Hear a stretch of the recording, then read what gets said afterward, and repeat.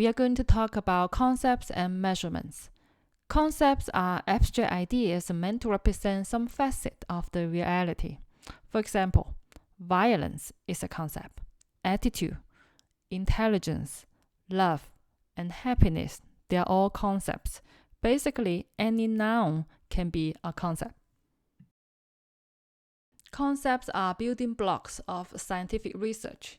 Almost each research question contains more than one concept. For example, does social media improve our life quality? In this research question, social media is a concept.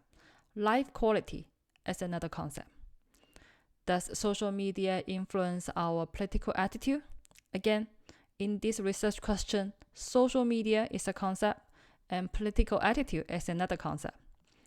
Does education increase intelligence? Education is a concept in this research question, and intelligence is another concept. Now you get a sense of what concept is. Researchers can disagree on the definition of a concept. For example, what is intelligence? Well, intelligence could be remembering information. It could be mathematical aptitude. It could be street smart. It could be the ability to adapting into different types of environment, or it could be a knowledge about the world. There are many ways to define the concept intelligence. The same applies to other concepts. It's okay, and we can disagree on the definition of a concept, but we need to explicitly define it and let other people know the way we define it, how we define it. In addition, the way we define a concept also determines the way we measure the concept, the measurement. It is very important to explicitly define concept in your research project for two reasons. First, science is a cumulative effort, and other researchers need to know what is your definition of a concept to make sure that we are talking about the same thing. For example, my husband and I argue about whether I'm the most beautiful woman he has ever met.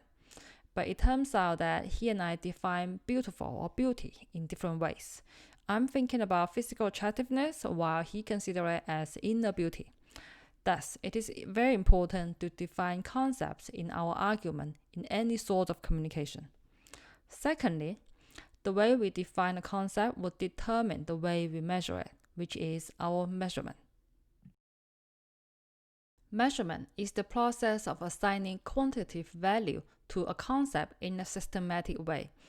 For example, if we define intelligence as mathematical ability, then we can use the measures such as arithmetic test or GRE math test to test intelligence.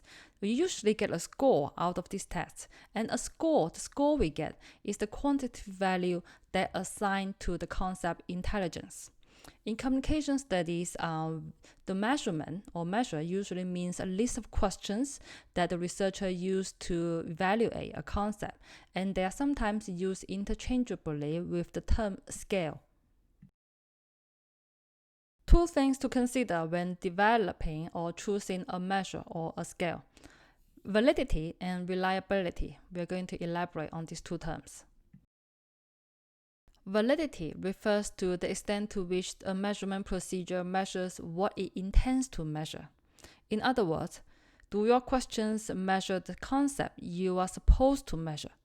For example, if you define intelligence as a verbal ability, but you measure it using a mathematical test, then this measure is not a very valid measure. Another example, suppose I would like to measure extroversion. Then I design survey questions asking, do you like jogging with friends? Do you enjoy fishing? These two measures or these two questions, they are not valid. Why? Because these two questions, they are measuring a person's interest in outdoor activities rather than extroversion. There are different kinds of validities. First, content validity. It asks, does the measure captures all facets of the concept? For example, if we want to measure a concept of media use, Then this media use questionnaire should include questions asking people's time spent on TV, radio, internet, smartphone, etc. If I only ask participants time spent on TV, this measure does not have a high content validity. Instead, it should ask participants time spending on different types of media in order to cover as many facets as possible for the concept of media use. Another example would be if we want to measure the concept of prejudice, then the questionnaire we design should include different types of prejudice, such as race prejudice, sex prejudice, age, religions, etc. Moving on to predictive validity. Predictive validity is about whether the measure predicts things it is supposed to predict or it is expected to predict. For example, a valid SAT/ACT score should predict success in college, or a valid depression score should predict future behaviors of depressed symptoms, such as social isolation, inability to hold on to a job, or maintaining fulfilling relationships.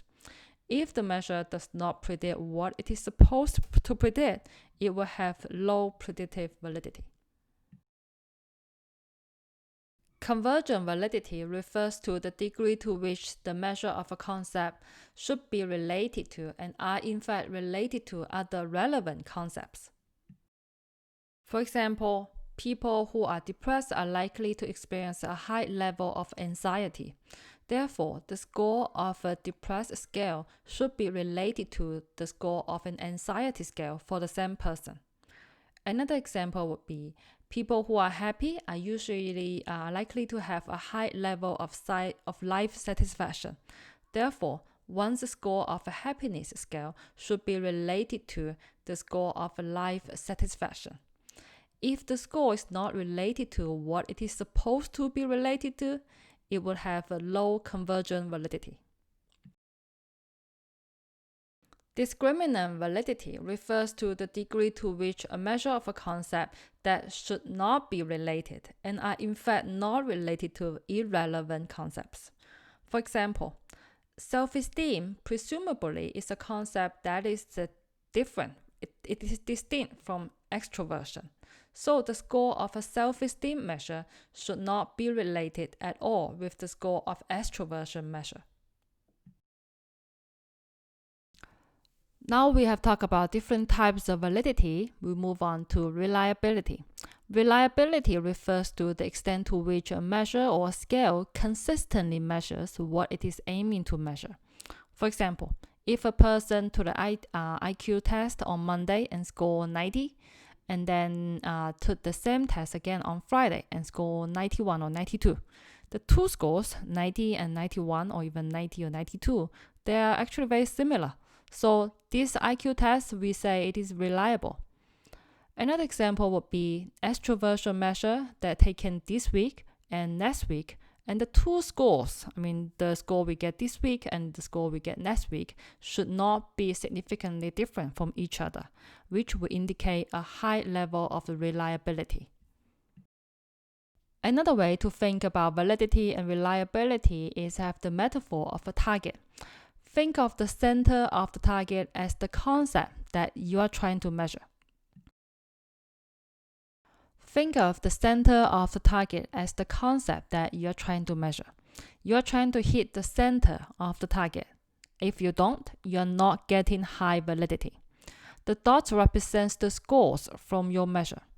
From this graph, we can see that the dots are consistently hitting the same area, which indicates high reliability, but they are not hitting the center of the target, which indicates a low validity. From this graph, we can see that the dots are not quite consistently hitting the same area, which indicates a low reliability, but they are close but not quite hitting the center of the target. I would say a medium level validity, somewhat valid. From this graph, we can see that the dots are not at all consistently hitting the same area. That indicates a low reliability. And they are not close to the center of the target at all. That indicates a low validity. From this graph, we can see that the dots are consistently hitting the same area, and that indicates high reliability. And they are also hitting the center of the target, and that indicates a high validity. So this is a high validity and high reliability scale. As researchers, this is what we want in our measure. Now, do you get a sense of what reliability and validity mean? Reliability is about whether the dots consistently hitting the same area, and validity is about whether the dots are hitting the center of the target.